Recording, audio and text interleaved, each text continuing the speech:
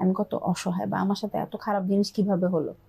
কিন্তু আপু আমরা আসলে কেউই স্পেশাল না। পারি যে আমরা আমার হাজবেন্ড তার অফিসের এক কলিগের সাথে তার পরকীয়া চলছে নিয়ে সে প্রথমে অস্বীকার করে, আমার সাথে সে স্বীকার করে না। আছে আমি একটা ছোট জব করি, বেবির ভরণ পোষণ যেহেতু ওর বাবা দেয়, কিন্তু আমার আসলে কোনো ভরণ পোষণের দায়িত্ব কেউ নেয়নি। তো তারপর আপনি একটা মানুষ অনেকগুলো রোল প্লে করতেন, এখন আপনার লাইফটা কাইন্ড অফ বাচ্চা ওরিয়েন্টেড হয়ে গিয়েছে করেন। আমার তাহলে যেটা হবে যে আপনার এই এমটিনেসটা লাইফ থেকে চলে যাবে আপু।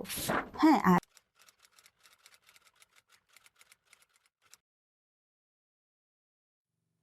আসসালামু আলাইকুম আপু, আপনার কষ্টগুলো আমাকে বলেন। ওয়ালাইকুম আসসালাম আপু। আমি আসলে খুব সাহস জুগিয়ে আজকে এখানে এসেছি। আমার বেশ কিছু সমস্যা আছে। সেটা নিয়ে আমি যদি শুরু করি, সেটা হচ্ছে আমার বয়স ৩০। আমি আম আমার আসলে খুব অল্প বয়সে বিয়ে হয়ে গিয়েছিল। আমার নিজের পছন্দে বিয়ে করা হইছে। আমার তখন ফ্যামিলি রাজি ছিল না। আমি আসলে খুব একটা জেদ করে বিয়ে করা, নিজের পছন্দে বিয়ে করা। তো আমার যেহেতু অল্প বয়সে বিয়ে হয়েছে, তখন আমার যিনি পার্টনার ছিল, সে বেকার ছিল। তারপর আমরা খুব কষ্টে আসলে আমাদের সংসারটা গুছিয়ে উঠেছি। খুব আমি বলা যায় তার তার আমার প্রতি খুব সাপোর্ট ছিল, আমার তার প্রতি খুব সাপোর্ট ছিল। তো আমাদের বিয়ের ৪ বছর যাওয়ার পর আমি যখন প্রেগনেন্ট হই, তার প্রেগনেন্সির ৮ মাসের সময় আমি জানতে পারি যে আমার হাসব্যান্ড তার অফিসের এক কলিগের সাথে তার পরকীয়া চলছে, পরকীয়ার সম্পর্কে জড়িত। তো সেটা জানার পর আসলে আমি খুব ভেঙে পড়ি। কারণ একে তো আমার তখন প্রেগনেন্সি টাইম চলতেছে। তার উপর আমার আসলে এত অল্প বয়সে করা বিয়ে, আমার সব ইমোশন আসলে তার সাথে অ্যাটাচ করা, ফ্যামিলির এগেইনস্ট এ যেয়ে বিয়ে করা। তার সাথে আমার আসলে গুছিয়ে সংসারটা গোছানো অ্যাকচুয়ালি বলা যায়। একসাথে সংসারটা গোছানো। সেই মুহূর্তে তার এই খবরটা জেনে আসলে আমি খুব ভেঙে পড়ি। তো তারপর আমি যখন তাকে জিজ্ঞেস করি, আমি তাকে জিজ্ঞেস করার পর এই ব্যাপার নিয়ে সে ১ম এ অস্বীকার করে। আমার সাথে সে স্বীকার করে না। তারপর এরকম কয়েক দফায় জিজ্ঞেস করার পর তার সাথে আমার বিভিন্ন রকম ঝগড়া শুরু হয়। ঝগড়া, মতভেদ শুরু হয়। এক পর্যায়ে গিয়ে সে ব্যাপারটা মেনে নেয় এবং সে বলে যে সে আমার প্রতি আর আগ্রহ ফিল করছে না। সে আমার সাথে থাকতে চায় না।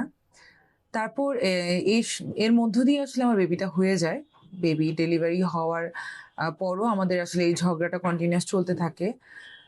আর আমার বেবির ৬ মাসের সময় যখন ঝগড়ার মাত্রা আসলে অতিরিক্ত পরিমাণ বেড়ে যায়, একদিন ঝগড়াকালীন সময়ে উনি আমাকে ঘর থেকে বের করে দেয় আমার ৬ মাসের বেবি সহ। তারপর আমি আমার বাবার বাড়িতে যেয়ে উঠি। আমার বাবা-মা যেহেতু এই বিয়েতে কখনোই রাজি ছিল না, আমাদের প্রতি রাজি ছিল না। তো অবশ্যই তারা আমাকে সাপোর্ট দিবে না, আমি জানতাম। তারপরেও একটু আশা ছিল। যাওয়ার পর আমি কোনো সাপোর্ট আমার ফ্যামিলি থেকে পাইনি। আমার ভাই-বোনদের থেকেও কোনো সাপোর্ট আমি পাইনি। এর মাঝখানেই আমার ফ্যামিলির মেম্বার উনার সাথে অনেক বসার চেষ্টা করে, কথা বলার চেষ্টা করে। সে কোনোভাবেই আসলে এই বিয়েটা টিকিয়ে রাখতে রাজি না।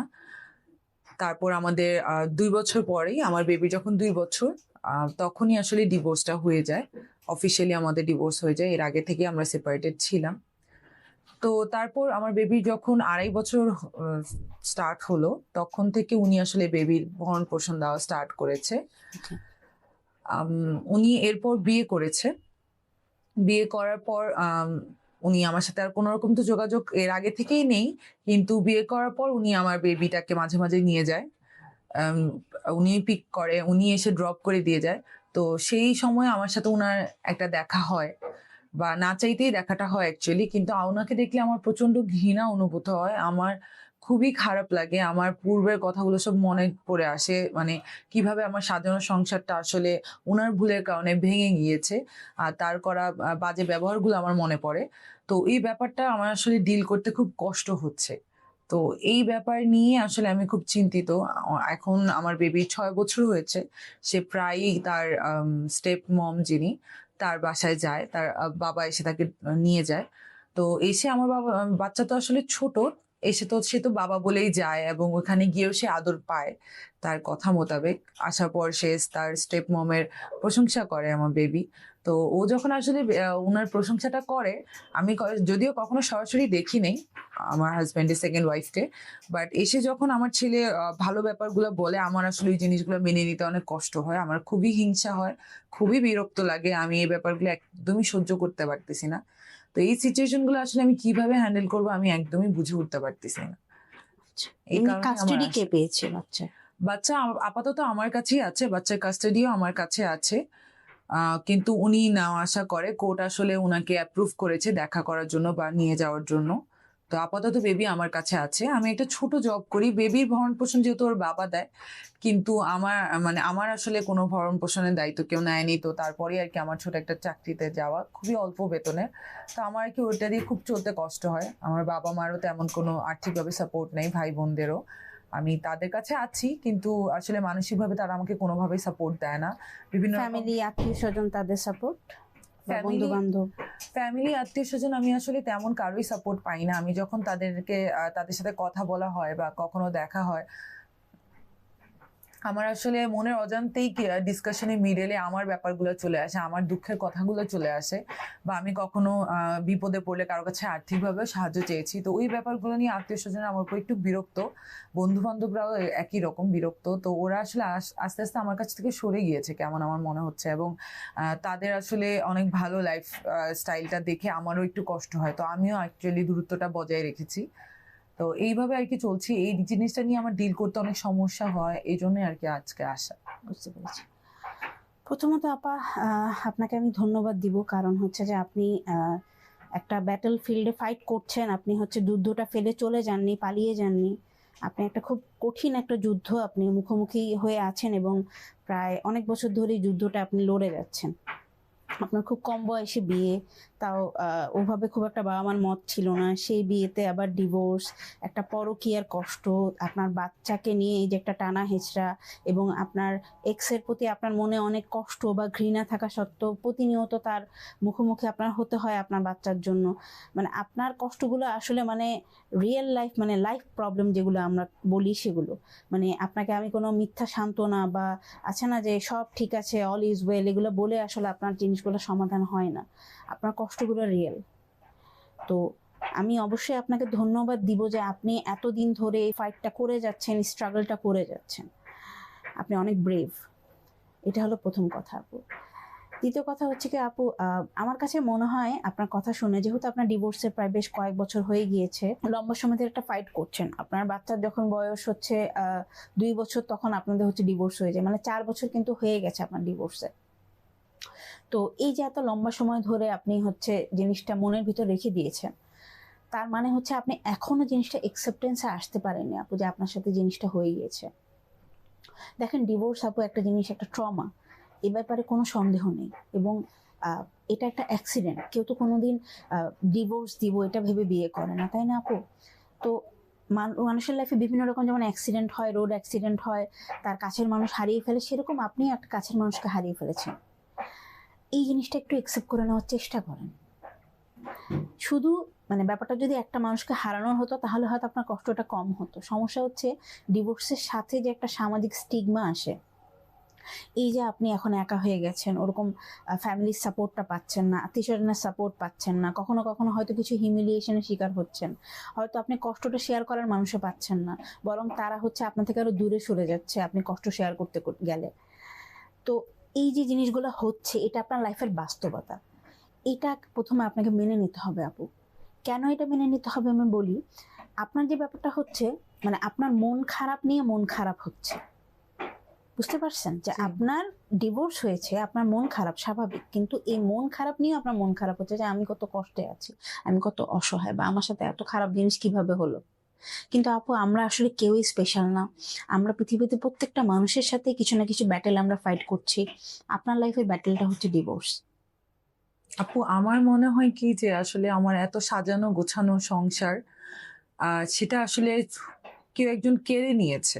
আমার কাছে মনে হয় যে সেটা আমার হাজবেন্ড বা তার ওয়াইফ। আসলে তার ওয়াইফের আমি কোনো দোষ দিব না, সেহেতু কারণ হচ্ছে সে তো আসলে পরে এসেছে, কিংবা আমি যদি বলি যে আগে থেকেই ছিল, কিন্তু আমার মনে হয় যে আমার হাসবেন্ড এই জিনিসটা আমার কাছ থেকে কেড়ে নিয়েছে। আমার এত সাজানো সংসার, এত কষ্ট করে গড়ে তোলা সংসারটা আমার কাছ থেকে কেড়ে নিয়েছে এবং ওইটা আমার আসলে ওইটা সামলিয়ে উঠতে আমার এত কষ্ট হচ্ছে।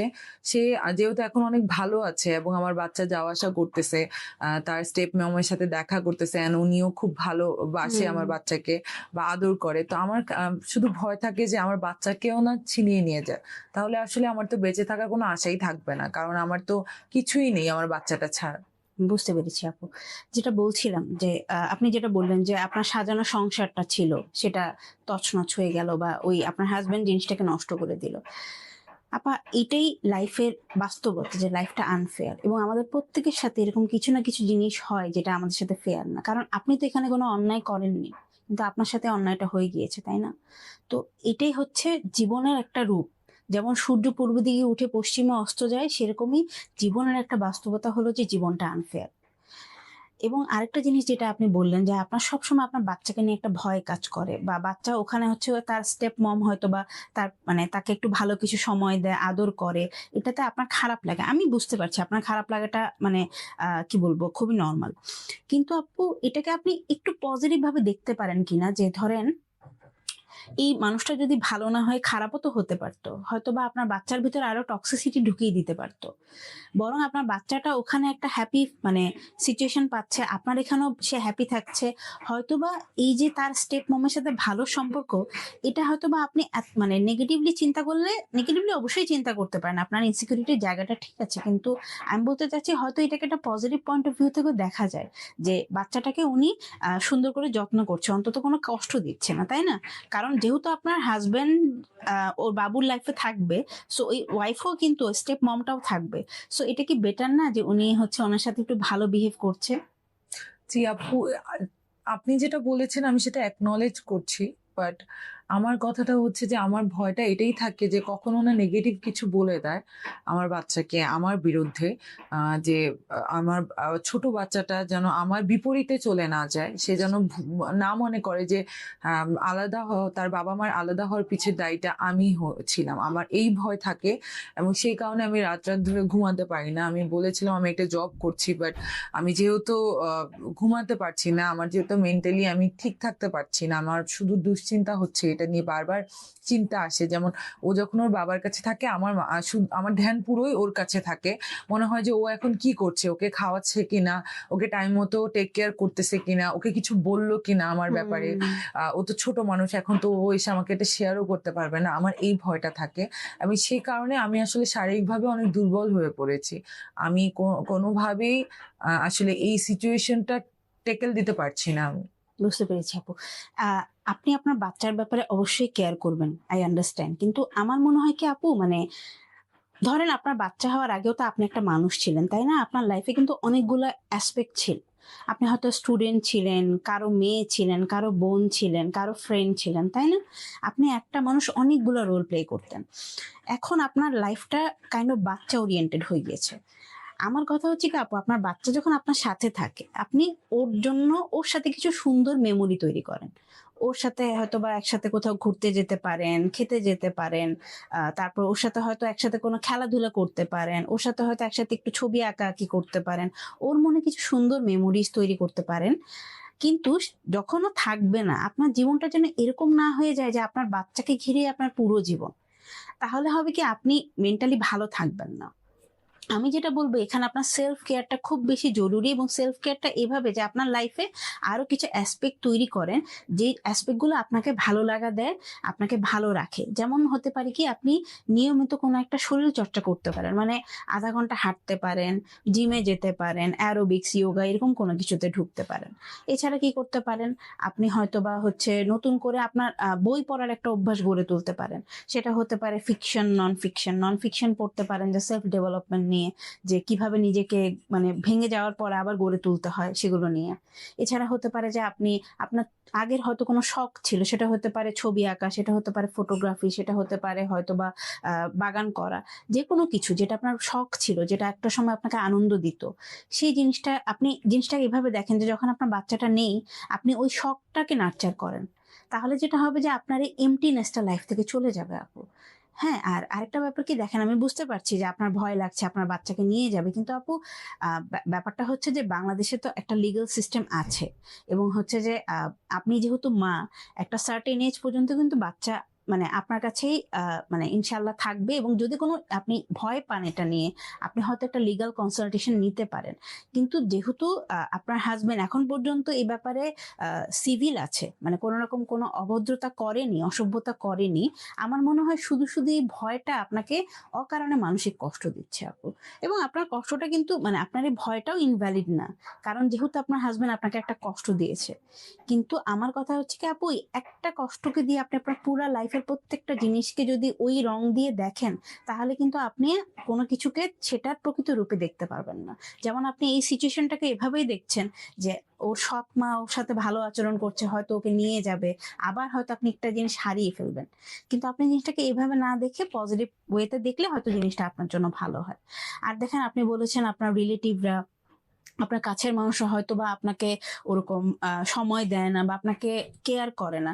এখন এটা আপু এটাও একটা মানে কি বলবো, আপনার যে কঠিন বাস্তবতা সেটার একটা অংশ, যে আমাদের যখন সবচেয়ে খারাপ সময়গুলো থাকে, ওই সময় আমরা আসলে মানুষের মানে আসল রূপটা দেখতে পাই।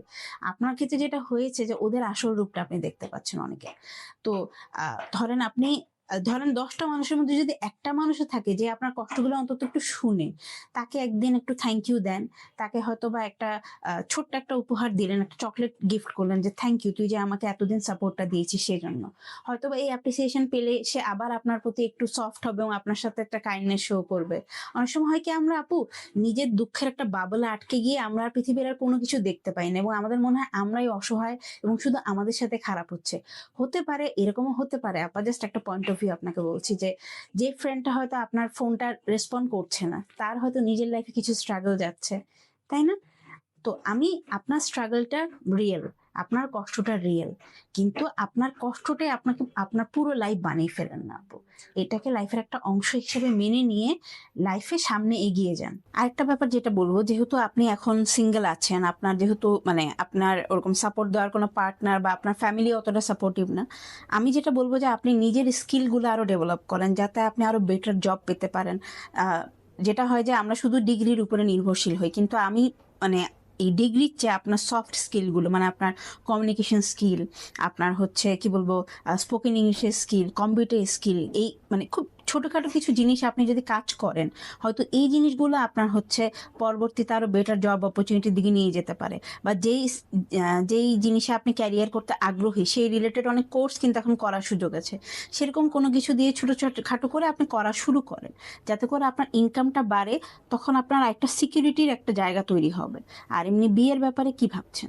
আপু, আমার যেহেতু বললাম যে ফ্যামিলির সাথে আমি আছি, আর সেক্ষেত্রে আসলে বাবা মা চেষ্টা করছে বিয়ের জন্য, আমার ভাইও চেষ্টা করছে, কিন্তু যেহেতু এত বছর চলে গিয়েছে আমার, এবং আমি আসলে এই কয়দিন মানে এত বছরে নিজের কোনো যত্ন নেইনি, তো সেক্ষেত্রে সমাজের এখন সৌন্দর্যের সেই প্যারামিটারটা আমার মনে হয় না আমি মিট করতে পারছি। সেই কারণে কয়েকটা জায়গায় প্রপোজাল আসার পরও সেগুলো আমাকে দেখার পর রিজেক্ট হয়েছে। তো সেই নিয়েও আমি একটু হতাশ। আমার কাছে মনে হচ্ছে যে আমি কি আগাতে পারবো না, বা আমি কি কারো কাছে এখন অ্যাকসেপ্টেড না। তো এইটা নিয়েও আমি খুব দুশ্চিন্তায় আছি। বুঝতে পেরেছি আপু। আবারও বলছি যে আপনার এই দুশ্চিন্তাটাও কিন্তু ভ্যালিড। আমি বলবো না যে এটা দুশ্চিন্তার কি আছে, এটা অবশ্যই স্বাভাবিক। কারণ আপনি এখন একা একটা মানুষ, এত বছর ধরে একা আছেন। আপনার অবশ্যই একটা বিয়ে আবার বিয়ে হলে আপনার লাইফটা একটু সুন্দর করে সেটেল হবে, আপনিও চান, কিন্তু হচ্ছে না। কিন্তু আপু ব্যাপারটা হচ্ছে কি দেখেন, প্রত্যেকটা জিনিসের একটা পারফেক্ট টাইমিং আছে। তো আমার মনে হয় যে আমরা অনেক সময় অস্থির হয়ে যাই যে কেন হচ্ছে না বা কিছু। আমরা যদি ভাগ্যে বিশ্বাস করি, আমরা যদি এই বিশ্বাসটা রাখি যে আমাদের জন্য সামনে ভালো কিছু আছে, তাহলেই আমরা যদি প্রতিটা দিন একটু আশা নিয়ে আগাতে থাকি, সামনে একটা ভালো কিছু অবশ্যই আসবে। হয়তো আপনার সৌন্দর্য দেখে আপনাকে যে পছন্দ করবে, হয়তো বা সে আপনার জন্য ওরকম পারফেক্ট ফিট না, এবং যে আপনাকে ভালোবাসবে সে শুধু আপনার সৌন্দর্য না, সে হয়তো আপনার গুণগুলোর জন্য আপনাকে ভালোবাসবে। হয়তো ওই জিনিসটা এখনো আপনার জীবনে আসার সময়টা হয়নি। একটা টাইমিং থাকে সবকিছুর, আপনার টাইমিং এখন ওটার হয়নি। তার জন্য আমরা হতাশ হব না, আমরা আশা রাখবো এবং আমরা অ্যাক্টিভলি দেখতে থাকবো যাতে করে সামনে একটা ভালো দিন আসে। আরেকটা জিনিস, আপনার এমনি মনটা কেমন থাকে অধিকাংশ সময়? অধিকাংশ সময় আসলে আমি হতাশ থাকি, আর অধিকাংশ সময় আমার খুব টায়ার্ড লাগে। ঘুমও তো যেহেতু হয় না ঘুম বলেছিলেন। হচ্ছে না আমার ঠিক মতো। ওকে। আর আমি খুব বেশি দুশ্চিন্তায় থাকি, আমার খুব ব্যাক অফ দ্য মাইন্ড আমার অনেক চিন্তা চলতে থাকে। হুম হুম। তো এইগুলোই আর কি চলছে এখন। ওকে, ঠিক আছে। তাহলে আমি আপনাকে কিছু ওষুধ দিব আপনার ঘুমের জন্য, আর একটু আপনার এই মন খারাপ লাগার জন্য ওষুধগুলো খান আর একটু কাউন্সিলিং করেন। আশা করি আপনার এই সমস্যাটা আপনি যে ফেস করছেন, এটা ফেস করা হয়তো আমরা আপনাকে একটু সাহায্য করতে পারবো। থ্যাংক ইউ সো মাচ আপু, আমার খুব ভালো লাগলো আপনার সাথে কথা বলে। আমারও খুব ভালো লাগলো।